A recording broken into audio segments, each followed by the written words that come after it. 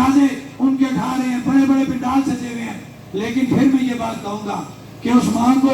ہم اس کا بیٹا نہیں لا کے دے سکتے، اس باپ کو اس کا بیٹا لا کے نہیں دے سکتے، اس بہن کو بھائی اور بھائی کو بھائی نہیں دے سکتے۔ لہذا ہماری یہ کوشش ہونی چاہیے کہ مزید کسی کا بچہ وہ ضائع نہ ہو۔ لیکن ایک بات یہ بھی کہوں گا کہ آپ کا بچہ ضائع نہیں ہوا، وہ شہید ہو گیا، وہ اتنے قیمتی کاز کے اوپر شہید ہوا کہ دنیا کے اندر یہ نعمت کسی کسی کو ملتی ہے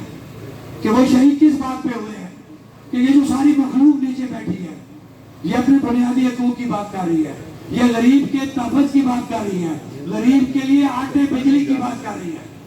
تو اگر اس چیز کو سپورٹ کرنے میں، کسی غریب کی مدد کرنے میں، غریب کی عزت نفس بحال کرنے میں، غریب جو دفتروں میں ذلیل و خوار ہوتا ہے، غریب جو تھانوں میں ذلیل و خوار ہوتا ہے، اس کی عزت نفس بحال کرنے کے لیے میں کہتا ہوں اگر میری بھی جان چلی جائے تو میرے لیے اس سے بڑا اعزاز کوئی نہیں ہوگا۔ لہذا آپ لوگ اپنی جڑوں کو قائم رکھیں،